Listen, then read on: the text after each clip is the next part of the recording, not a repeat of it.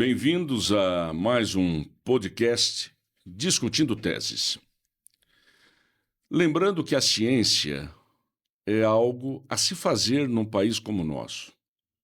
É um país extremamente carente de um pensamento técnico-científico.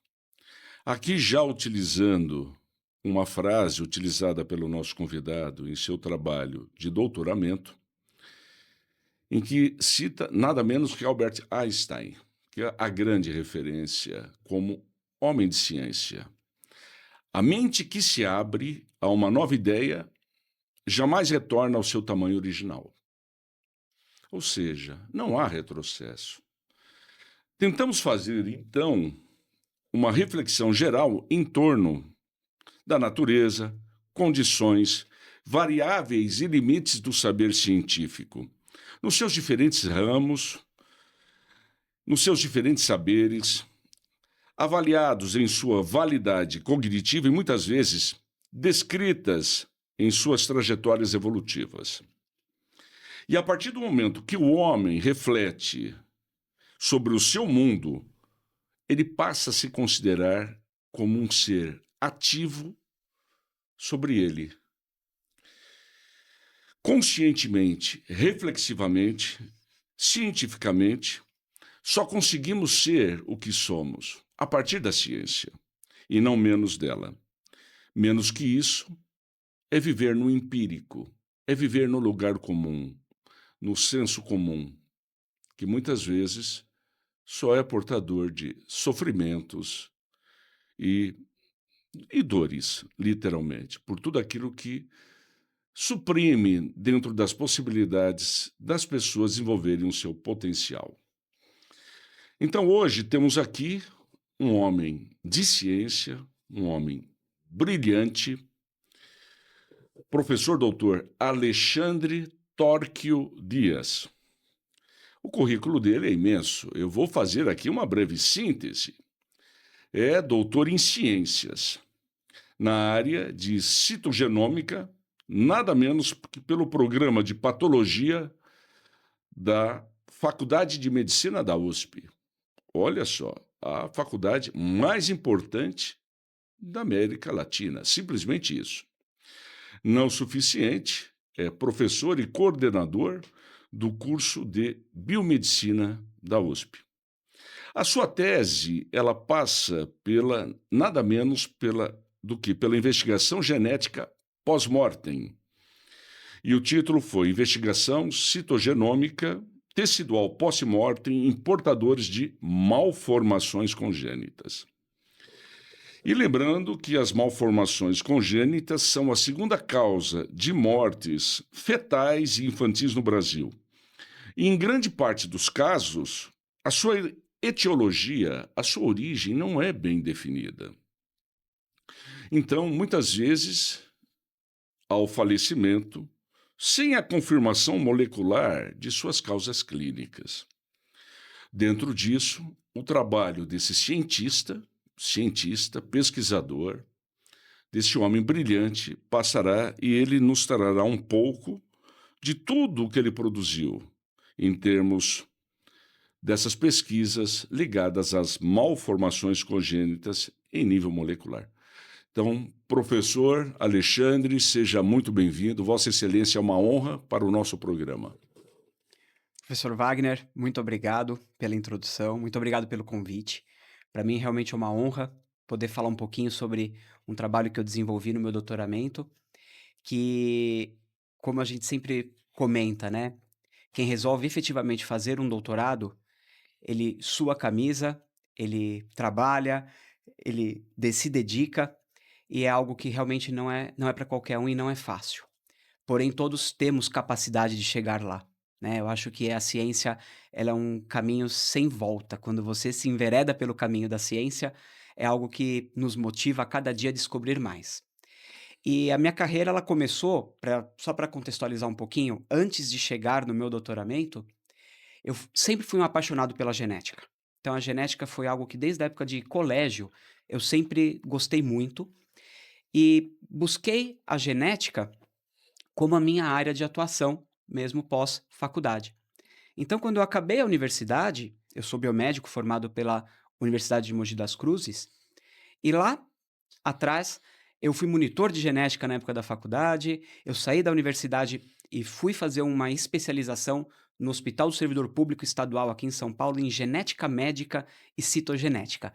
E neste processo de especialização é que eu descobri os defeitos congênitos, que é algo que sempre me cativou pela minha carreira até os dias de hoje. Então, pós feita essa especialização, eu segui no caminho da genética, fazendo meu doutorado direto pela Faculdade de Medicina da USP, nesta linha de pesquisa. Então, por que os defeitos congênitos sempre me chamou a atenção, né? Esse nicho dentro da genética? Porque nós sabemos que uma série de doenças genéticas, elas têm ali um fenótipo, ou seja, um quadro clínico muito bem estabelecido, porém, muitas vezes esses quadros clínicos eles se sobrepõem e você não tem uma definição do diagnóstico.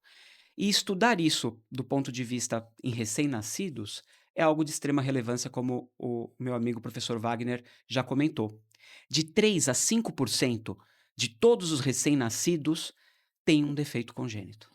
Ou seja, a cada 100 bebês que nascem, de 3 a 5 têm algum defeito congênito. Não significa que todos tenham efetivamente um quadro clínico grave. Não, muito pelo contrário. A maioria dos defeitos congênitos são leves, porém, alguns são extremamente graves, críticos, que levam, inclusive, no caso da minha tese, os recém-nascidos a óbito, né? Eles acabam falecendo. E quando eu falo em defeitos congênitos, eu sempre gosto de chamar atenção para a prevenção dos defeitos congênitos, que é algo que no nosso país ainda é feito de forma muito incipiente. Então, nós temos que destacar que a prevenção sempre é o melhor remédio. Tratar é algo que você já tem um problema estabelecido e você vai melhorar a qualidade de vida daquela criança que nasceu com um defeito congênito. Porém, quando você lança a mão da prevenção primária, que é o ideal, você consegue ali evitar que este defeito se estabeleça, que a criança nasça com este defeito. Porém, isso ainda é muito incipiente no nosso país. Lembrando que nos Estados Unidos, a grande causa de internações pediátricas são por conta dos defeitos congênitos. Aqui no Brasil, lá na década de 90, os defeitos congênitos, junto com as anormalidades cromossômicas, ocupavam a quinta posição no ranking dos óbitos fetais infantis. Com a melhora das causas evitáveis, ou seja, uma série de problemas de saúde que levavam os bebês a óbito, nós conseguimos evitar. Grande parte dos problemas pediátricos e neonatais, nós conseguimos evitar. E por a melhora da saúde pública, por melhora de saneamento básico, nós conseguimos aí tirar isso do ranking dos óbitos e os defeitos congênitos, então, assumiram hoje a segunda posição no nosso país. E por que eu resolvi estudar isso? Porque muitos dos casos de crianças que acabam falecendo, de recém-nascidos ou neonatos que acabam falecendo, eles não têm um diagnóstico bem estabelecido. Todos vão para autópsia, eles acabam indo para autópsia porque, devido ao curto tempo de vida, não tem uma definição efetiva, eles vão para autópsia, ou no caso de abortos e perdas gestacionais, acabam indo para anatomia patológica, e estes casos, claro, com autorização dos pais, tudo muito bem estabelecido, os termos de consentimento todos assinados, esses casos muitas vezes ainda continuam sem uma definição etiológica, ou seja, a causa não está bem estabelecida. Quando você tem casos de defeitos congênitos, nós sabemos que 60%, olha que coisa importante, 60% das perdas gestacionais, dos, das perdas dos abortos, 60% tem uma causa genética ou cromossômica, ou seja, tem uma alteração genética estabelecida. Então, com todo esse ranking de informações, nós começamos a pensar, por que a gente não faz um estudo desses bebês que falecem sem uma etiologia definida para tentar complementar o laudo da autópsia, soltar um laudo molecular para esta família entender, porque a busca por uma resposta é incessante. Imagina você tem um bebê, você acabou de ser pai ou mãe, e esse bebezinho falece com 20 horas de vida, com 12 horas de vida, e você não sabe por que esse bebê faleceu. Buscar uma resposta para essa família é algo que é extremamente importante.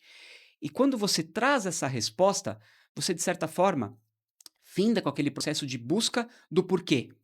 E o mais importante, quando você tem uma alteração genética estabelecida naquele bebê que faleceu, você pode buscar nos pais, se os pais são portadores de alguma alteração no genoma, que os pais não manifestam a doença, porque existem várias questões que aí, num outro momento, a gente pode conversar sobre doenças genéticas de uma forma mais ampla, mas às vezes os pais são portadores e não têm a manifestação do fenótipo. E no bebê, ele não é mais portador, ele vira doente. Porque juntam os genes dos pais com os genes das mães, da mãe, o pai e a mãe mandam, né, as suas cópias cromossômicas, e eu falo, essa dança do genoma, pode nascer um bebê com uma doença, enquanto os pais não têm doença.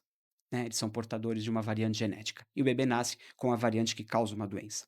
Então, quando a gente para enxergar esse cenário, você pode fazer o aconselhamento genético familiar, que é tentar evitar, lá na prevenção primária, que eles tenham uma nova prole mal formada e sofram a mesma dor que eles tiveram com a perda desse bebê. Então, na minha tese, nós buscamos elucidar as causas genéticas das perdas fetais e até mesmo dos recém-nascidos que faleceram dentro da nossa unidade lá no Hospital das Clínicas, né? Ou então até mesmo dos bebês que vieram para o serviço de verificação de óbitos ali do HC. E aí, nós estudamos então este cenário. E de que maneira que a gente acaba estudando, né, esses defeitos congênitos? Pós-necrópsia, pós-autópsia, esse material genético, esse material biológico, ele é recolhido e foi encaminhado para o nosso laboratório de citogenômica lá da Faculdade de Medicina da USP. Uma vez que esse material biológico chega para nós extraímos o DNA e com a extração desse material genético nós lançamos mãos de várias tecnologias modernas de diagnóstico. Ou seja, são técnicas de citogenômica, técnicas moleculares que nós trabalhamos no nosso laboratório para trazer à luz aí o estudo do DNA do nosso paciente. Então, na minha tese, nós elucidamos esses casos e pudemos complementar aí muitos pacientes, muitos laudos da autópsia saíram com laudo complementar da patologia molecular. Então, isso é algo que para nós foi muito gratificante, porque além de fazer uma tese, estudar ciência, entender, compreender mais o mecanismo das malformações congênitas, dos efeitos congênitos, nós também pudemos, de alguma maneira, contribuir para o laudo dessas famílias. E a compreensão dessa relação genótipo-fenótipo das doenças associadas às malformações, como se estabelece isso? Excelente pergunta, professor. O que eu chamo de relação genótipo-fenótipo? É quando eu tenho um quadro clínico e eu consigo, a partir deste quadro clínico, com o estudo do genoma, relacionar que aquele quadro clínico existe por conta daquela alteração no genoma do paciente. Então, o que nós chamamos de relação genótipo-fenótipo é exatamente isso.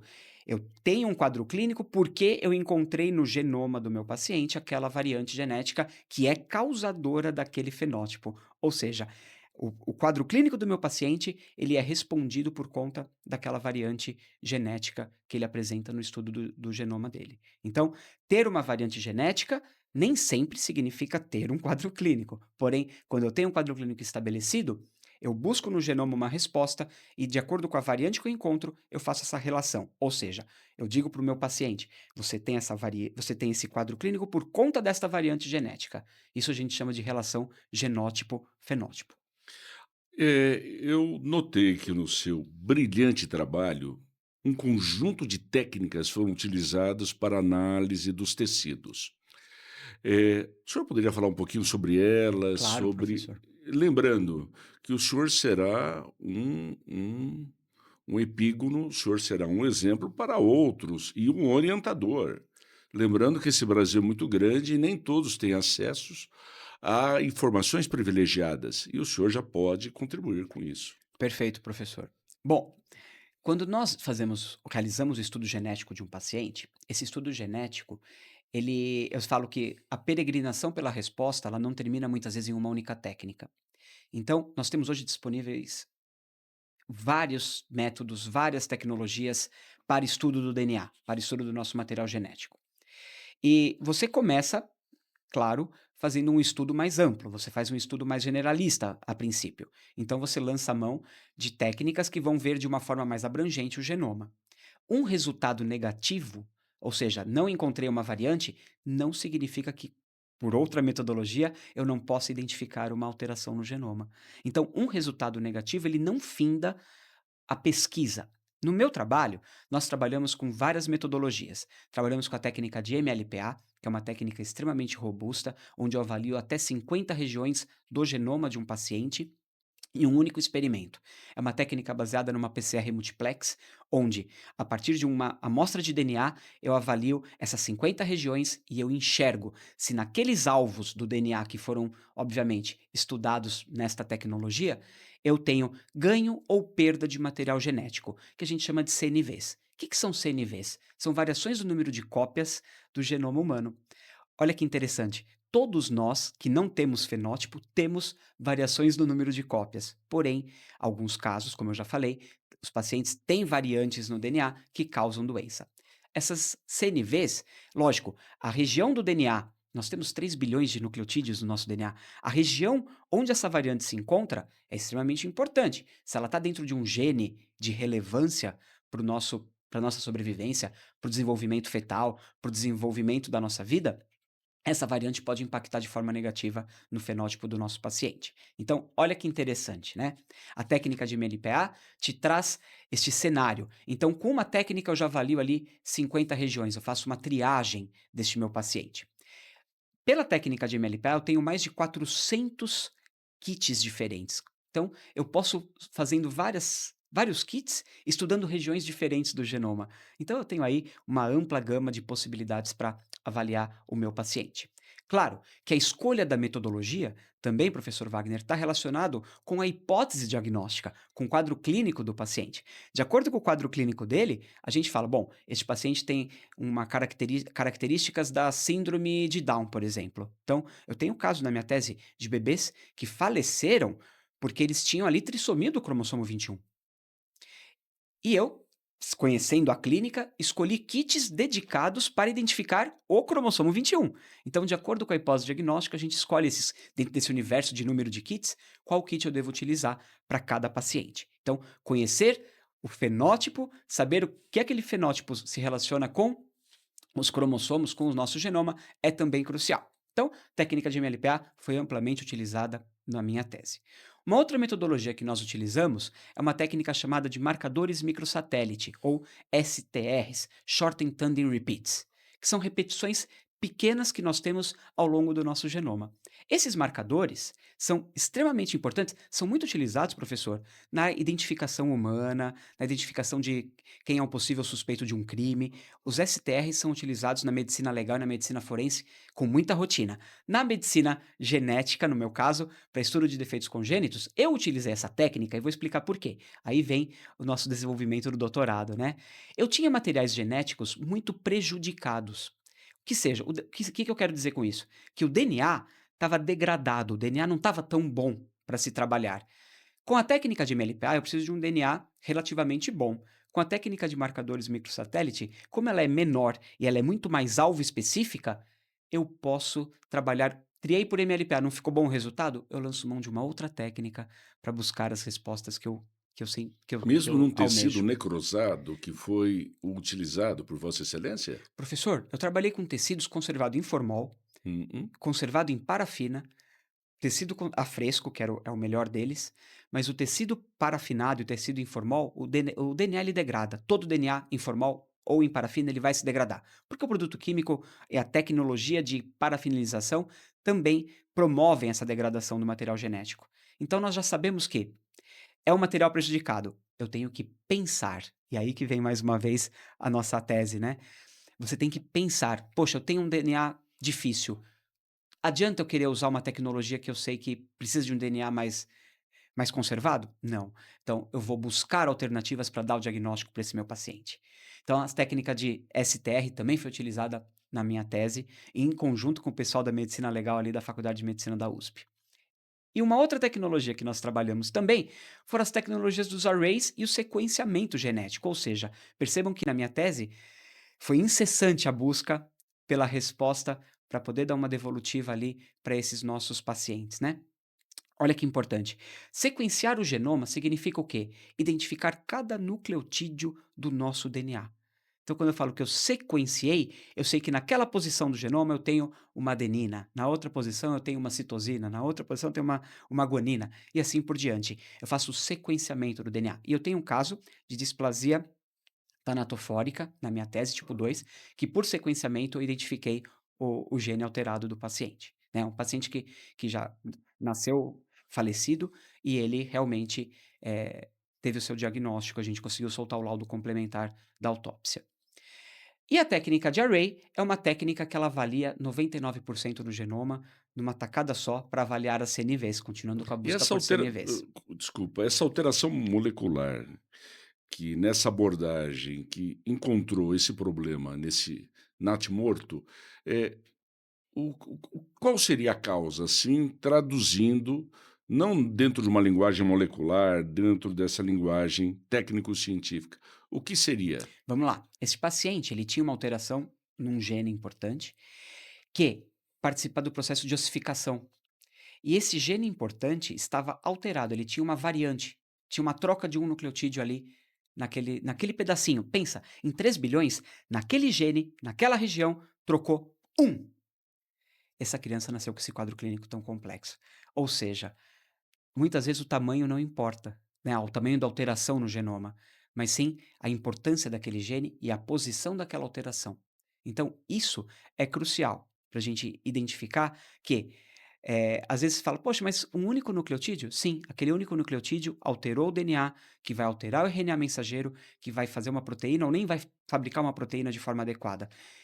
E aí você tem um quadro clínico E estabelecido. como nasceu essa criança? Ele foi um natimorto, então Sim, ele não nasceu vivo, sim, sim. e nasceu com encurtamento de membros, com uma série de alterações esqueléticas que a gente chama. É uma displasia Hum, esquelética, é um defeito esquelético. uma displasia esquelética, perfeito. Então eu posso classificar isso como deformidades, É nessa uma é malformação? uma displasia. É uma displasia? É, displasia é diferente de deformidade, que é diferente de malformação. Os termos, Perfeito. eles vão A se questão da organização complementando. celular, Exatamente, exatamente, perfeito. professor. Perfeito. Vossa Excelência classifica em malformações, deformidade, disrupções e displasias. O que foi mais frequente em todo esse conjunto analisado? Na minha tese, as malformações congênitas foram as mais frequentes. As malformações foram as mais frequentes. Deformidades não foram tão frequentes, displasias esqueléticas, como eu mesmo já citei, tivemos Todas são alguns casos. anomalias, Todas são defeitos congênitos. defeitos congênitos. É uma loteria isso? Professor, quando nós avaliamos se é uma causa esporádica, o que significa uma causa esporádica? É algo que não foi herdado, é algo que aconteceu naquela gestação. Isso é uma loteria. Agora, quando os pais, né, por que que é tão importante estudar o bebê, né? Porque quando você estuda o bebê, você identifica uma variante. E você deve buscar nos pais para ver se eles são portadores dessa variante quando há significado para isso, claro. E você vai buscar nos pais se os pais têm se são portadores. Eu já comentei um pouquinho sobre isso no podcast. Se eles são portadores, isso não é somente uma loteria, existe uma probabilidade que no aconselhamento genético a gente avalia esse risco e explica para a família: olha, você tem X% de risco de ter novamente uma prole com este defeito, com esta alteração. Então, loteria existe sim para os casos esporádicos. Por outro lado, existem casos que são herdados, e aí a gente tem que fazer sim o aconselhamento e orientar essa família de forma adequada para evitar o sofrimento de novo desse pessoal. E essas doenças associadas às malformações congênitas, como que isso também interfere na qualidade? É possível toda essa pesquisa desenvolvida por Vossa Excelência prever isso e passar para os futuros pais? Professor Wagner, mais uma vez, olha, eu vejo que ele fez a lição de casa, muito bom, professor. O senhor sempre muito condizente com os seus questionamentos. Perfeito, perfeita colocação. Eh, Quando a gente pensa nas comorbidades, e quando você. Olha que importante que é identificar a causa. Uma vez que eu sei que aquele paciente. Vamos falar de um paciente que não faleceu, por exemplo. Ele tem um quadro de uma síndrome. Síndrome de Down, por exemplo, ou síndrome de Pallister-Killian, ou síndrome de George, ou espectro da deleção de 22q. Pacientes com espectro da deleção de 22q, nós sabemos que eles têm um risco à esquizofrenia. Então, nós sabemos que esses pacientes que têm essa alteração, perdeu um pedaço do cromossomo 22, estes pacientes, eles já devem ser atendidos de uma forma de monitorar para avaliar, inclusive, o desenvolvimento da doença. Então, quando eu sei contra o que eu luto, eu conheço a história do que pode vir pela frente, essas comorbidades de uma determinada doença. Por outro lado, e aí não menos importante, existem doenças genéticas que são únicas. Como assim, Alexandre? Doenças genéticas que são únicas? Existem alterações no DNA que somente aquele paciente apresenta. Ou então é tão rara que tem um paciente aqui e um outro paciente lá na Iugoslávia e um outro paciente lá na Argentina. Isso dificulta muito para você poder compreender um pouco mais daquele quadro clínico. Porém, nós, hoje, não só no Brasil como no mundo todo, existem as associações de pacientes. E essas associações são extremamente importantes, porque os pais se organizam e nós, como geneticistas, nós participamos desse processo, a gente participa junto com essas associações, tanto que agora, no dia 28 de fevereiro, nós celebraremos o Dia Mundial das Doenças Raras, que é uma data extremamente importante para a conscientização das doenças raras.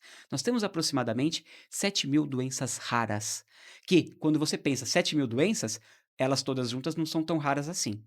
Porém, são pacientes raros, são pessoas com doenças que são raras. 7.000 doenças raras? Aproximadamente 7.000 doenças raras. E 80% delas com etiologia genética. 80% delas, aproximadamente, com etiologia Causas genética. conhecidas, Causas conhecidas, causas ambientais, desconhecidas, genômicas. genômicas, epigenéticas. Então, nós temos aí os diferentes cenários para esses quadros. E no dia 28, eu convido a todos a celebrarem com a gente o Dia Mundial das Doenças Raras, que é uma data importante da conscientização que esses pacientes existem, para a gente pensar na inclusão social e não só isso, o atendimento pleno e integral desses pacientes. Não só um diagnóstico, mas o tratamento para melhorar a qualidade de vida desses pacientes. E hoje, muitas doenças genéticas têm cura, têm tratamento, tem uma série de condições que podem ser estabelecidas e que o nosso Sistema Único de Saúde deveria garantir isso de forma integral para os nossos pacientes. Mas hoje o sistema de saúde, ele tem uma política de saúde da mulher voltada para isso, especificamente? Existe uma política nacional de integração das doenças genéticas no SUS, que ela já saiu um pouquinho do papel, mas caminha ainda a passos curtos, a passos muito rasos. Porém, eh, há uma visualização de uma mudança de cenário, uma vez que, primeiro, nosso país ele é um país de dimensões continentais e é extremamente diferente. O SUS deveria ser um atendimento integral, né, Uhum. descentralizado, igualitário, porém, não adianta querer comparar o SUS de uma capital como São Paulo com o atendimento do SUS de outras regiões do Brasil. Isso, para nós como geneticistas, e não só como geneticistas, mas como cidadão, né, é extremamente doloroso dizer que alguém que está aqui em São Paulo tem um atendimento diferenciado do que alguém que está numa região mais longínqua da nossa capital. Ainda, os pacientes com doenças genéticas são muito tratados, né, em protocolos dentro de universidades. Então, nós sabemos que as universidades têm protocolos de pesquisa, que esses protocolos muitas vezes conseguem, de alguma forma, incorporar esses pacientes e dar uma resposta para esse paciente. Então, muitos aceitam participar de protocolos de pesquisa buscando um diagnóstico, buscando entender o que que aconteceu com eles.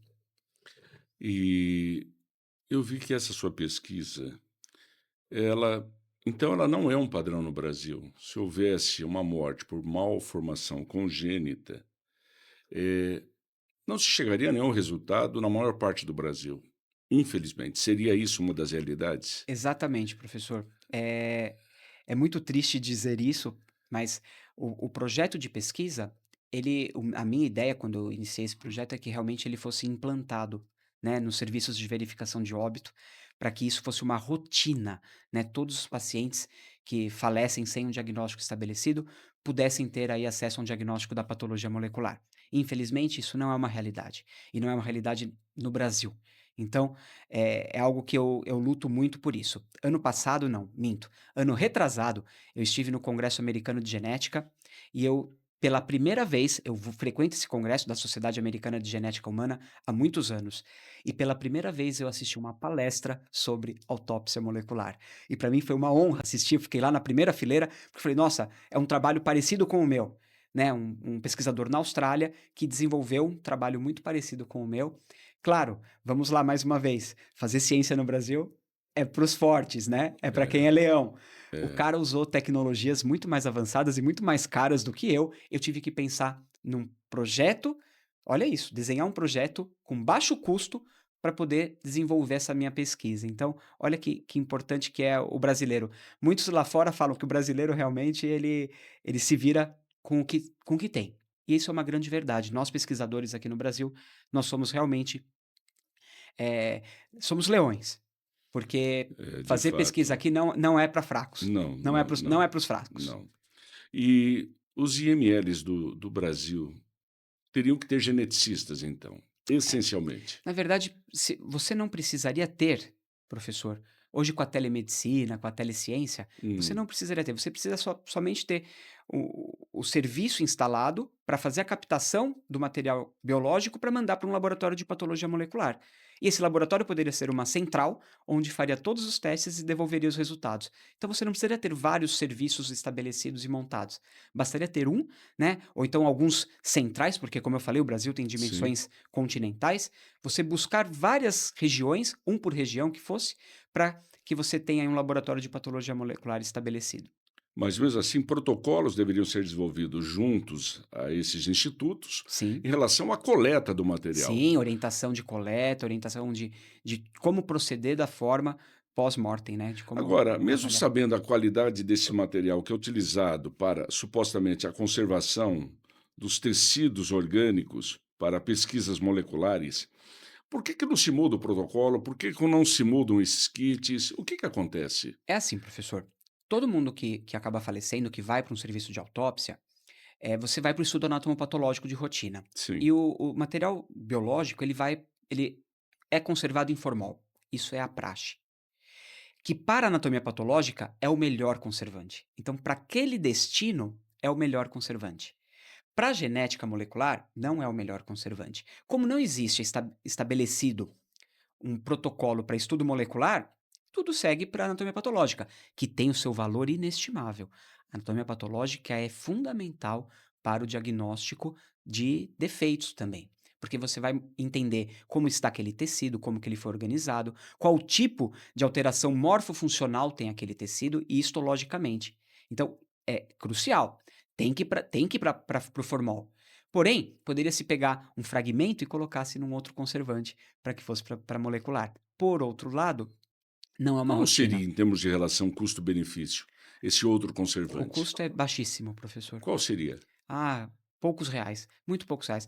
Você compra um frasco desse conservante por R$ 700, R$ 800, até mais barato, dependendo da marca e do fabricante, e você vai alicotar em pequenos tubos de 1,5 ml. Então, Hum.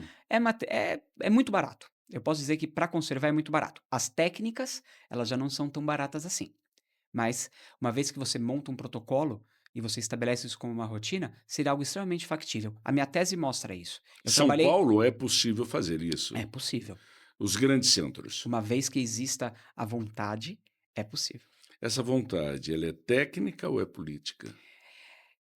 Ela muda, tem que mudar o paradigma, tem que tentar de alguma forma estabelecer isso como uma O senhor fala rotina, disso, é. né. Então, quando você consegue estabelecer como uma rotina e transpor isso como uma rotina, é treinamento também. É chegar para quem vai fazer o serviço, é orientar como fazer a coleta, eh, orientar chegar na família também, explicar o teste molecular que vai ser feito. Então, tem que ter uma mudança toda de protocolo dentro do alinhamento disso numa rotina molecular. Dentro da prevenção primária, nós podemos falar do papel do ácido fólico? Sim, professor. Podemos falar em do que poderíamos, por gentileza? Vamos lá, quando a gente fala de prevenção primária, mais uma vez, é evitar que um defeito se estabeleça no indivíduo. É evitar que aquela família tenha uma gestação com um risco maior. Então, quando se fala em prevenção primária, por exemplo, ácido fólico, já está muito bem descrito na literatura que ele evita defeito de fechamento de tubo neural, que ele modula ali o DNA. Então, o ácido fólico, por sua vez, é extremamente importante. Então, só que não adianta tomar ácido fólico depois que a gestação já está estabelecida.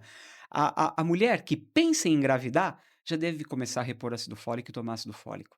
Porque é, tomar ácido fólico Com quantas semanas uma pessoa descobre que está grávida? 5, 6 semanas? 7 semanas? Às vezes até mais tempo? Não adianta mais tomar ácido fólico, porque já passou a fase do desenvolvimento embrionário. Então, mulheres em idade gestacional, ou seja, idade gestacional não, desculpe, mulheres que pensam em engravidar, mulheres que têm planejamento de engravidar, já devem começar a tomar ácido fólico para repor. Claro, com indicação médica, com orientação médica, com prescrição. Não vai sair tomando ácido fólico aí à torta e direito. E no nosso país, dentro da política de atenção aos defeitos congênitos, olha que interessante, a nossa farinha, ela já é enriquecida com ácido fólico, porque justamente nós vimos por um serviço que chamava ECLANC, que é o Estudo Colaborativo Latino-Americano de Malformações Congênitas, que eu participei, tive a honra de participar lá em 2003, 2004. Eh, Soltamos alertas dizendo que, opa, muitas crianças nascem com esse defeito. Então, o enriquecimento da farinha foi uma medida que hoje toda a farinha tem que ser enriquecida com ácido fólico e com ferro, né? Ácido fólico e ferro, para justamente tentar de alguma forma que a população de uma forma geral se beneficie com este E enriquecimento. isso, então, de alguma forma, já reduziria em muito as malformações congênitas. Com certeza, você tomar ácido fólico, ele pode sim colaborar para diminuir a incidência de alguns defeitos congênitos. Eu também li que existe uma suspeita que o excesso desse ácido fólico ele poderia ser uma das causas remotas do autismo. Procede? Professor, o autismo, muito bem colocado, eu costumo dizer que ele tem etiologia diversa, né? É multifatorial. Existem doenças genéticas, como por exemplo a síndrome do X frágil, que é uma alteração no cromossomo X, que o paciente tem um número de repetições normais a gente chama de ilha CPG, né?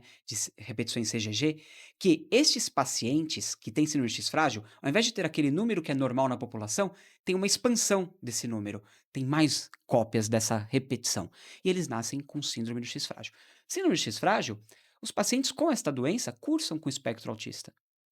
Então, existem doenças genéticas que cursam com o espectro autista, existem doenças epigenéticas que vão cursar com o espectro autista, alterações epigenéticas que vão levar a esta variante. Existem causas ambientais importantes. Então, quando eu falo de espectro autista, é multifatorial, tem várias alterações ou várias causas que podem levar a uma pessoa nascer com o espectro ter, né, o espectro autista bem estabelecido. Por outro lado, temos que tomar muito cuidado com erros diagnósticos, né, porque hoje as pessoas têm alguma deficiência, alguma coisa, muitas vezes o erro diagnóstico fala: "Ah, é o espectro autista", e a pessoa não tem espectro autista. Então, passar em médicos neurologistas, em geneticistas, nessa especialidade médica, é crucial para um diagnóstico assertivo, porque o erro diagnóstico leva ao erro de tratamento. E para fechar o diagnóstico, tem que haver A investigação começa sempre essa clínica. investigação molecular. A investigação sempre começa com clínica. A clínica do paciente, ela é soberana e ela é ditatória para nós se é necessário ou não fazer um teste genético complementar. Então, o médico tem capacidade para isso. Ele passa no médico geneticista ou no neurologista que vai avaliar e fala: "Bom, aqui eu tenho um quadro sindrômico". Porque às vezes a família não enxerga que tem um quadro sindrômico ali estabelecido, porque as dismorfias faciais, ou seja, alterações do fenótipo, nem sempre são reconhecidas por um familiar. E também tem casos completamente ao contrário, que a criança nasce com alterações, com dismorfias faciais que são familiares, ou seja, o pai tem aquela dismorfia, a mãe tem aquela dismorfia e não tem nenhum quadro genético de doença estabelecida ali. Então isso é muito interessante também. Então, o olho acurado do médico geneticista é importantíssimo para traçar uma estratégia diagnóstica e terapêutica ali para o nosso Qual é o paciente. profissional que deve ser procurado por esse casal que quer fazer uma boa prevenção, um bom pré-natal? Muito bom, professor. Tudo vai começar com o ginecologista, né? Então, a mulher, quando ela é engravida, ela procura um ginecologista. O ginecologista, ele vai cuidar da mulher no pré-natal. Uma vez que, durante o período pré-natal que a gente fala, em 10, 11 semanas, é feito um exame extremamente importante de ultrassom que chama ultrassom para medir a translucência nucal. Pacientes que têm, bebês que têm aumento dessa translucência nucal, eles devem sim ser monitorados de perto, porque o aumento dessa translucência nucal está relacionado com alterações cromossômicas. E esse paciente vai seguir ali, então, acompanhando. Quando você chega ali com mais algumas semanas de gestação, é feito um exame morfológico detalhado do neonato, né, do bebê, do feto. E esse exame vai medir os ossos, vai ver se tem a presença do osso nasal, vai avaliar uma série de pontos importantes que podem somar esse aumento da translucência nucal para dizer: opa, esse bebê tem sim uma probabilidade de ter uma alteração cromossômica. E aí pode ser feito um diagnóstico ainda intraútero. Pode-se colher velocidade coriônica, líquido amniótico ou até mesmo sangue de cordão umbilical do bebê ainda dentro do útero materno para se fazer o diagnóstico genético. E aí já saber que aquele bebê tem uma alteração genética. E por que é tão importante? Se no Brasil o aborto ele não pode ser realizado de forma por plena e vontade absoluta da mãe. Porque uma vez que eu sei que eu estou gerando um bebê que tem uma alteração genética estabelecida, nós podemos preparar o nascimento desse bebê.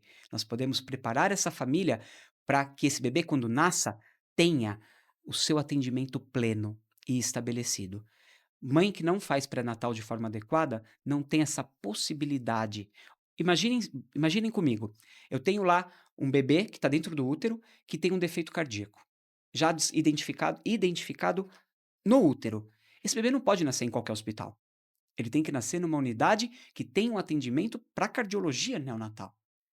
Então ele não vai poder nascer em qualquer lugar. E o SUS, de alguma forma, consegue, também, estou dizendo aqui para quem tem atendimento SUS, consegue de alguma forma conduzir isso durante o pré-natal. Uma vez que esse bebê nasce num hospital que não tem condição de dar aquele atendimento pleno, isso pode dificultar a sobrevida desse bebê.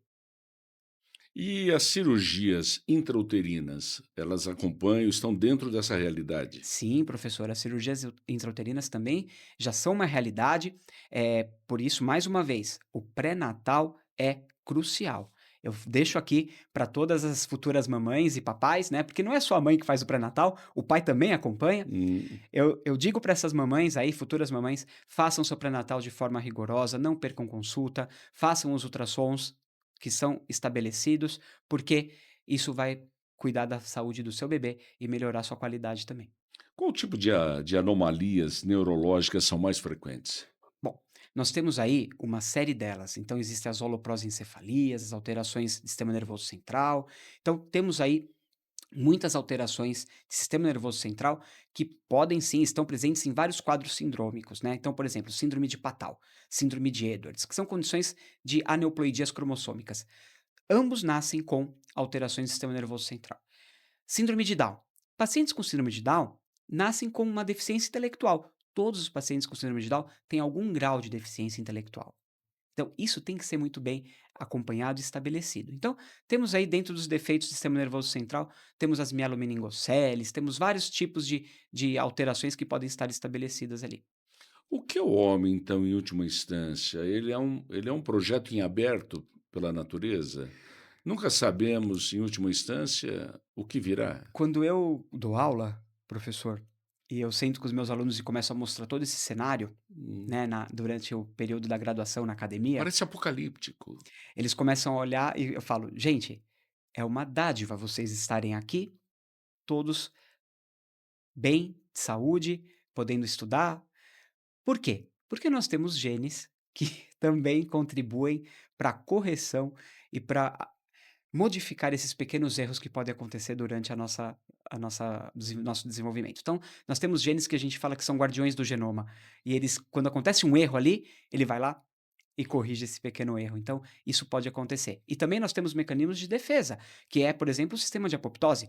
Quando uma célula atinge um grau tão anormal, essa célula geralmente acaba migrando pra uma morte celular programada. Então, nós temos mecanismos de defesa no nosso organismo, né, que também contribuem para que dê tudo certo no nosso desenvolvimento. Uma coisa que me chamou a atenção no seu trabalho, eu gostaria que o senhor, dentro do possível, o mosaicismo. Ah, isso foi o que teve de mais brilhante, eu digo assim, na minha tese, né. Como eu tive a oportunidade, e isso não é para qualquer tipo de investigação, de estudar vários tecidos, eu consegui entender que estudar um tecido e encontrar uma variante genética num tecido não significa que essa variante genética está em todos os tecidos do meu paciente. Isso nós chamamos de mosaicismo. Mosaicismo significa o quê? Em, vamos, em poucas palavras e de uma forma bem simplificada. Dizer que eu tenho um mosaicismo é que eu tenho variantes genéticas né?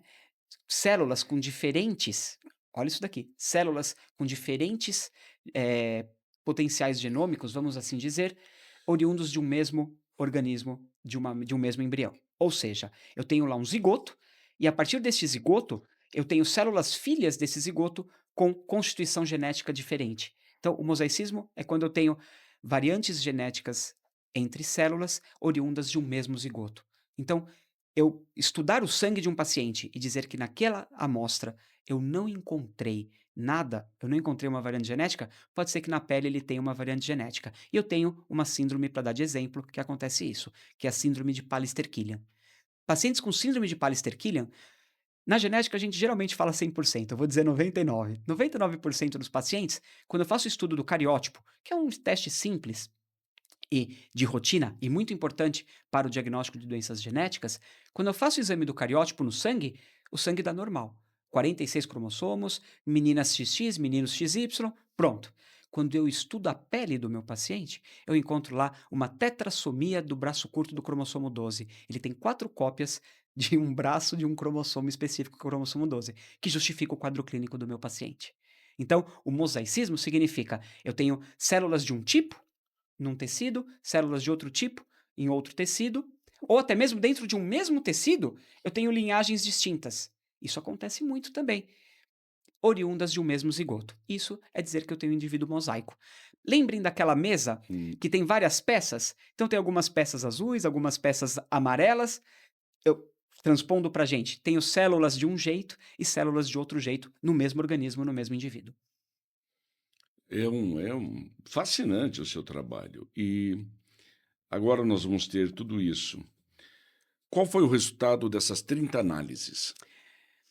Professor, Feito nos tecidos, feito nos. eu tive pacientes na minha tese com aneuploidias, ou seja, com ganho de um cromossomo inteiro, que é uma das principais causas de óbito, a gente já sabe disso. As aneuploidias são, como eu falei, nos abortos, ou seja, nem chega a nascer A a natureza não criança. deixa isso? Exatamente, Ela tem um filtro. é uma alteração genética tão importante que não evolui, acaba evoluindo para um aborto.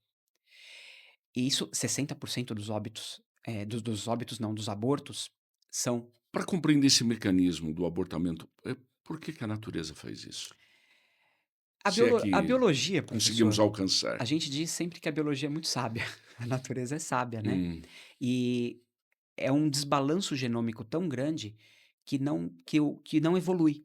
A gestação não vai evoluir. Alguns acabam tendo um aborto espontâneo, outros, com alteração genética, param lá naquele estágio ainda inicial e o embrião não evolui. sim. Então não encontra batimento, então é um embriãozinho que não foi para frente, que aí muitas vezes tem que acabar passando por curetagem, por um procedimento mais invasivo, quando o organismo próprio não expele esse embrião, né. Então, nós dizemos que a nossa natureza, a nossa biologia é sábia, porque o desbalanço genético é tão grande, é tão importante, que acaba não evoluindo essa gestação. Se não houvesse esse controle, eu diria, citogenético, nós poderíamos ser uma sociedade de monstros? Não, monstros eu não diria, porque Assim, não é o forçando a é, figura. mas nós teremos muito mais pessoas com síndrome de Down andando pelas ruas, com síndrome de Turner. Síndrome de Turner é a monossomia do cromossomo X. 95% dos casos, das gestações com síndrome de Turner não nascem, evoluem para aborto. 5% acaba nascendo, aproximadamente, esses números.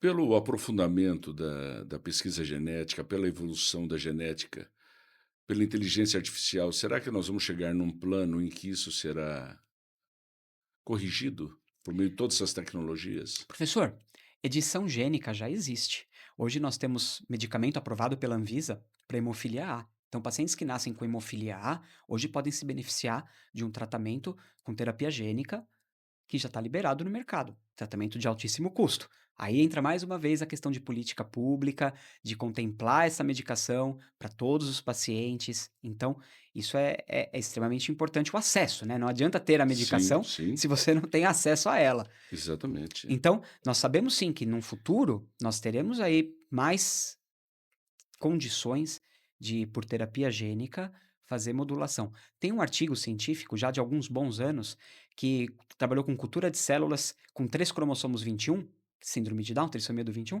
que na cultura de célula conseguiram desligar o cromossomo 21 que estava a mais. Isso em cultura, isso nunca foi feito em humanos, mas a ciência, graças a Deus, ela vai evoluindo, né? Nós temos aí esse cenário que pode ser um cenário muito promissor. Em humanos, por que uma vez detectado que aquilo está presente, por que não se faz? Primeiro que a gente tem que ter protocolo de segurança. Você está manipulando geneticamente uma pessoa. Hum. Então, protocolo de segurança é crucial. Você não sabe qual o impacto disso ao longo tempo. E se talvez essa edição gênica não seja tão alvo específica? Pode ser que vá atrapalhar. Nós temos aproximadamente 21 mil genes no nosso genoma. Hum. Então temos que tomar muito cuidado com esse tipo de processo. Por isso que as pesquisas são tão importantes. Para que a gente tenha segurança, sair de protocolo básico de células para entrar com estudo mais avançado, até chegar nos estudos clínicos. E isso leva um Seria como tempo. uma bula de um medicamento. Tem lá os prós, e aí temos que fazer As, uma co- as, pesquisa as para adversas. descobrir exatamente quais são as adversas. Exatamente. O que isso vai impactar? Ou seja, está lá. Alguma coisa vai acontecer havendo essa manipulação gênica. É isso? Na verdade, dentro das pesquisas que nós fazemos, você ainda não tem uma resposta pré-definida. Hum. Qual vai ser o impacto? Como que isso vai acontecer? Muitas vezes a gente fala, poxa, mas por que não faz? Tá, qual que é o impacto disso em 10 anos no genoma? Nós temos fatores epigenéticos que modulam a expressão de genes. Pesquisa, falta pesquisa. Na verdade, nós fazemos bastante. O que falta ainda muito, professor, é investimento. A gente precisa de mais investimento em pesquisa, para que as coisas andem um pouco mais Sim, rápido. sim, sim. Então, nós sabemos que isso é uma realidade, infelizmente, mas temos que lutar contra. Temos que nos posicionar como pesquisadores e buscar aí Todo esse pesquisador fomento. que veio até agora aqui, excelência, todos eles apontaram isso, a falta de investimento, ou um investimento muito pequeno. É, E aí, principalmente na questão da pesquisa do câncer, que exato. é uma pesquisa caríssima. Sim. E eu penso que a pesquisa genética ela não é diferente Não, disso. são as mesmas técnicas. É, As mesmas técnicas moleculares que a gente usa para o trabalho, para o estudo do câncer, a gente trabalha também no nossa rotina como geneticistas. é uma pesquisa de morfogênese, no fundo. É uma pesquisa que envolve morfogênese, porque os genes, eles são importantes e são ativados e desativados, vamos assim dizer, a sua expressão é modulada no decorrer do desenvolvimento embrionário, por exemplo, desde da formação do zigoto. Nós temos genes que são importantes para a formação do coração, nós temos genes que são importantes para a formação do sistema nervoso central, e isso tudo, ele é modulado. Então, os genes, a ativação e desativação de genes durante todo o processo da nossa vida, ele faz com que, durante a vida embrionária principalmente, vida fetal, você tenha ali genes importantes para determinadas situações na morfogênese do embrião. Doutor Alexandre, aqui uma curiosidade. Essa análise, essa investigação genética, ela seria capaz de definir a partir o tempo de vivência daquele ser? É possível? Olha, professor, não, definir o tempo de vida efetivo, a gente não tem como responder isso. Porque vai depender muito, por exemplo, pacientes que nascem com alterações, com defeitos congênitos. Hum. Vai depender da gravidade do defeito. Por exemplo, tem crianças que nascem com síndrome de Down, 50% delas não têm defeito cardíaco, os outros 50% têm. Quando tem um defeito cardíaco, é um pontinho, vamos dizer assim, negativo, né? Para aquela condição. Não significa que vai morrer, não Sim, significa que não sim. tem tratamento, mas o prognóstico de uma criança que nasce sem defeito cardíaco é um. O prognóstico de uma criança que nasce com defeito cardíaco é outro. Eu tenho exemplos na minha tese, trissômicos 21, síndrome de Down, que viveram 20 e poucas horas. Porque o defeito cardíaco estava presente. E quantos outros nascem sem nenhum defeito cardíaco e estão aí maravilhosos, né? Trabalhando, incluídos na sociedade. Então, a gente não tem como ditar. Eu tenho uma variante, não vou dizer que é uma sentença de morte. É um Olha, a compreensão dessa relação genótipo-fenótipo, fascinante, Sim. fascinante. E o senhor transforma isso, assim, de uma forma espetacular, muito técnico. Eh, Caminhando já para uma conclusão, qual é o futuro da pesquisa? Olha, professor, Eu posso falar domingo citogenômica? pode sim. Nesse domingo que passou, eu participei do segundo encontro de cromossomos, Hum, foi um evento, um congresso de cromossomos. Eu dei uma palestra na manhã de domingo. Pesquisador também, ó, domingão de manhã, 9 horas da manhã, estava eu lá dando a palestra. E foi sensacional, porque eu coloquei uma linha do tempo. Mas eu não coloquei uma linha do tempo lá desde Mendel, de 1800 e oitocentos e sim. nada. Eu coloquei uma linha do tempo de 2025 para frente. Então, o que que nós teremos daqui para frente dentro da nossa pesquisa? E não só isso, a pesquisa já existe dentro da rotina, que é o meu sonho, transpor tudo que a gente usa na pesquisa para uma rotina diagnóstica. É tudo de bom você pegar o que você faz no laboratório de pesquisa e colocar em prática para o paciente.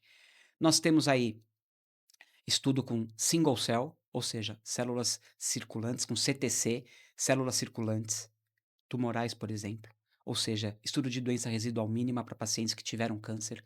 Nós temos aí estudos morfofuncionais dentro da tecnologia, que você trabalha com células do paciente dentro de um laboratório, estuda essas células, trata essas células e depois pode pensar em transpor esse tratamento que você fez para a célula para o paciente. Então, 100% personalizado para aquele paciente, aquele tratamento. Isso são os estudos funcionais que a gente chama. Um outro ponto é o metaverso, né? Que você junta a realidade que nós vivemos com a realidade virtual. Isso vai colaborar. Hoje nós temos aí 5 grandes health techs que estão desenvolvendo esse sistema metaverso das omics, né? Que vai juntando ali todo esse estudo que vai desde a genômica, passando pela transcriptômica e pela proteômica. Isso dentro dos estudos funcionais a gente também faz. Já já vamos ter isso em 3D? Olha, professor, em breve eu espero que a gente tenha aí muito mais coisas bacanas para os nossos pacientes, para os nossos, para nossa população. Uma pergunta, eu acho que não sei se pertinente. Eh, as vacinas para o Covid, elas são confiáveis?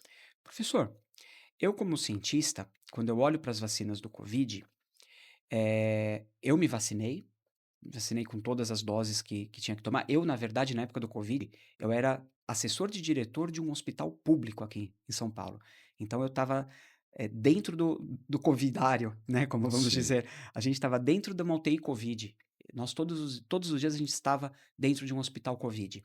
E eu participei de todo o processo da pandemia, até depois que enquanto assessor desse diretor, do Dr. Jorge Fará, e depois disso eu assumi a diretoria de um hospital público, a diretoria geral. Também na época do influenza, pegando o finzinho da Covid. Então, para nós que vivemos a Covid e somos cientistas, as vacinas, para elas serem liberadas, elas passam por protocolos rígidos dentro da indústria farmacêutica. Então, é importante que a gente confie. São vacinas de RNA que a gente sabe que são seguras. Existem outras vacinas de RNA que são utilizadas de forma segura. Existem vacinas com protocolos de desenvolvimento muito bem estabelecidos já há anos, que foi o caso da Coronavac, né? Protocolos muito bem estabelecidos. Então, eu acredito, sim, que são seguras, que a gente tem uma segurança do ponto de vista institucional, claro, com pesquisas sérias, com tudo que foi desenvolvido aí pela indústria farmacêutica. Mas elas poderiam causar alteração molecular? Professor, não causariam alteração molecular, porque você está tomando uma vacina por exemplo, de RNA, ou então até mesmo uma vacina que foi baseada ali em vírus inativado, em vírus atenuado, então não deveriam causar alteração molecular. Mas existe uma possibilidade, em termos de ciência? Olha, professor, vou ser muito honesto. Eu realmente nunca entrei a fundo nesse cenário das vacinas, né, de RNA, mas eu acredito que não. Eu acredito que não tem essa possibilidade. A dengue, ela entra dentro desse processo, ela é um fator de risco Um fator, para uma gestante? claro, uma pessoa quando está com dengue, ela acaba evoluindo num quadro clínico importante, muitas vezes acaba evoluindo com plaquetopenia, que é diminuição das plaquetas, e pacientes que têm diminuição de plaqueta têm risco de ter hemorragia. Então, para uma gestante, a dengue ela é um problema, não só para a gestante, mas para todo mundo, mas uma gestante sim, ela tem um bebê ali dentro, então dengue é importante sim, a gente tem que olhar com outros Causaria olhos. essa malformação genética? Olha, professor, a dengue, eu não acredito que ela causa defeitos congênitos, eu nunca li nada a respeito, eu nunca li nada a respeito. Quais causariam esses defeitos congênitos? Sífilis. A sífilis. Sífilis, sim, com certeza. Então, sabemos que a sífilis ela é um problema de saúde pública no nosso país, né? É uma ístia, é uma infecção sexualmente transmissível. E a sífilis E ainda é ainda é um presente? problema, professor, na nossa população. Ainda é? Ainda é um problema. O número de pacientes com sífilis ainda é muito grande. Então, o pré-natal vai diagnosticar isso. E aí vai tratar essa mãe para evitar que esse bebê nasça aí com uma sífilis congênita que a gente fala. Rubéola congênita é um problema. Então, pacientes, meninas que pensam também em engravidar, não só as que pensam em engravidar, todas as mulheres devem se vacinar contra a rubéola. Tem vacina no SUS, é uma vacina segura, Necessariamente. necessariamente. Caso contrário, há sempre esse risco. Exatamente. A ultrassonografia morfológica, ela apontaria já isso? Como ela funcionaria? O ultrassom morfológico, ele vai tentar identificar alterações, o nome já fala, na morfologia, na forma do bebê, nos órgãos do bebê, no desenvolvimento desse bebê. Então nós já sabemos que esses defeitos, no ultrassom, a gente pode encontrar. Então, a ultrassonografia morfológica, ela vai medir cada osso para ver se tem encurtamento de osso. Poxa, tem ossos menores. Será que esse paciente tem uma displasia esquelética? Ah, tem um defeito cardíaco. Quais síndromes genéticas cursam com defeito cardíaco? Tem uma série de síndromes genéticas que cursam com isso. Então, o ultrassom morfológico é extremamente importante, Faz parte do pré-natal. faz parte do pré-natal. Não deixem de fazer nem o de translucência nucal, nem o morfológico e nem o de último trimestre. Eh, Meu caríssimo professor, o assunto é fantástico, essas alterações genômicas. Eh, Praticamente assim, para as suas conclusões, o que o senhor poderia dizer em termos de alerta, em termos de prevenção, em termos de orientação, para aqueles que nos assistem, não sendo necessariamente pessoas de ciência? Perfeito, professor. Bom, o que eu poderia dizer para todos que estão nos assistindo é que, primeiro, quando você pensar em engravidar, procure o planejamento familiar, procure um especialista, diga que você pretende engravidar.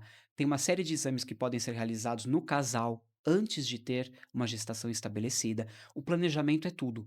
Uma vez que eu planejo, o seu médico vai te preparar para engravidar. Então, eu acho que é crucial. Segundo ponto importante, a idade reprodutiva do casal. Também é interessantíssimo saber que existe um tempo reprodutivo adequado. Qual é esse tempo, Nós doutor? dizemos que para as mulheres, até 35 anos é a faixa ideal para se engravidar, para planejar a sua família. Por quê? Depois disso não pode, Alexandre? Claro que pode. Mas acima dos 35 anos existe um risco maior de ter aí uma neoploidia estabelecida. Então, nós sabemos que a idade gestacional, ela é importante, né? A idade gestacional, que eu quero dizer, a idade para essa mulher engravidar, não é a E o idade homem? gestacional do bebê. Para o homem, também é importante porque o homem, na verdade, ele tem ali, uma produção de espermatozoides cíclica, né. Então, a cada X tempo, os espermatozoides que não foram utilizados são absorvidos e se produz mais. A mulher não, ela já nasce com todos os seus oócitos, por isso que para a mulher a idade materna é muito importante para as aneuploidias. Para o homem, são as alterações estruturais que podem ser mais frequentes. Então isso também é interessante. Muitos estudos relatam isso, algumas vezes ainda, com algumas dúvidas, mas esses estudos estão em desenvolvimento na ciência. Então, o segundo ponto, Não teria uma idade limite, então, para o homem? para o Até os homem, 50? não tem uma idade limite, um corte bem estabelecido ainda, Wagner, ainda não Hum. tem. Então, segundo ponto, a idade dessa gestação. Terceiro ponto que eu acho que é crucial, faça o seu pré-natal de forma organizada, não perca consultas, vá ao médico, em caso de dúvida, procure um geneticista, procure um médico geneticista, que nós, biomédicos geneticistas, estaremos também prontos dentro de um laboratório para te atender, para atuar no aconselhamento genético junto com o médico. Nós temos aí uma gama. A genética ela é uma atividade multiprofissional, não é um único profissional que vai atender esse paciente. Então, tenho 3 conselhos aí que eu acho que são importantíssimos. E aí, o quarto conselho é prevenção primária. Faça o estudo. Uma vez que você passou no médico antes de engravidar e fez seus testes, pode ser que ele já detecte alguma anormalidade, alguma variante e vai fazer com que vocês evitem uma prole com um defeito congênito. Eu lembro aquela questão da chikungunya, né, que acho que tanto mal As causou, Sim, tem a questão o zika o vírus, Zika vírus. exatamente. Então, é importantíssimo que a gente se proteja disso. Eh, Enfim, excelência, o que mais ainda o senhor poderia nos abrilhantar, vai, para mais um encerramento? Bom, eu gostaria de dizer que eu, como cientista, sou um entusiasta da ciência. E para mim é extremamente importante, congregar a todo mundo que está ouvindo o nosso podcast, que nos ajude sempre lutando para que a ciência sempre esteja em primeiro lugar. Porque a ciência é o que vai promover uma melhora para a sociedade. Então, somos cientistas, buscamos respostas, estamos aqui para servir. Nós servimos a nossa população.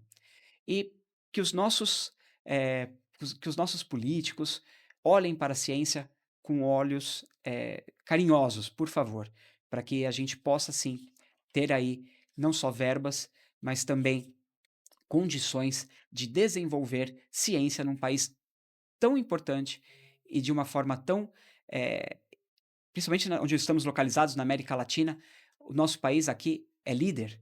Nós temos que ter ciência de qualidade, com recursos financeiros, com pessoas de qualidade, fazendo as nossas pesquisas. Lembrando que quem se aventura pelo campo da ciência tem um compromisso ético profissional. Então, respeitem isso sempre de forma ética, buscando aí resolver as dores da nossa população.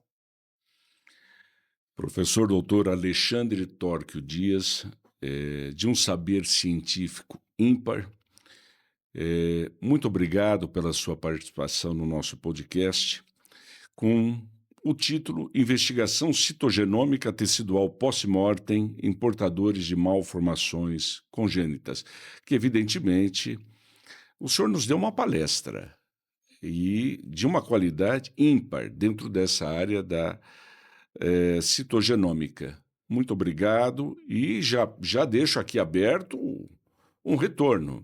Com o E maior espero prazer. que o senhor publique o quanto antes esse trabalho. Professor, já está publicado. O Ótimo, meu ótimo. paper foi publicado em Qual 2016. editora? Ele foi feito pelo Molecular Pathology. Ele é um jornal internacional. Sim, Está publicado, está no como um PubMed. paper. É um paper, já está publicado. E esse trabalho, para mim, é o filho da minha tese. Pois então, mas publique essa tese. É Converta interessante. num livro. Interessante, professor. Não adianta, senão fica nessas revistas científicas e continua restrito. Nós temos que tirar esse conhecimento, esse vasto conhecimento científico que é produzido das estantes. Professor, vou contar para o senhor. Eu tenho também livro publicado, que eu fui um dos Qual autores, o tema? chama Citogenômica aplicada à prática médica. Citogenômica. Aplicada à prática médica. Qual editora? Ateneu. Ateneu. A professora doutora Leslie Domenici Kulikowski foi a editora, que foi minha orientadora, uma grande amiga, e nós publicamos um livro em 2013, se eu não me engano. Justamente foi lançado durante o Congresso de Patologia Clínica aqui em São Paulo, e esse livro está disponível também, Livro de que artigos. fala sobre, são vários capítulos Sim. sobre citogenômica, e lá a gente trata de vários assuntos, inclusive o meu capítulo foi sobre diretrizes para a utilização dos testes genéticos para os pacientes. Brilhante. Mais uma vez, qual o título do livro? Citogenômica aplicada à prática médica. Muito obrigado. É uma referência e temos que adquiri-lo. Muito obrigado mais uma vez. Eu que agradeço, Professor professor. doutor Alexandre Tórquio Dias. Muito obrigado. Eu que agradeço, E seja professor. sempre bem-vindo. Obrigado.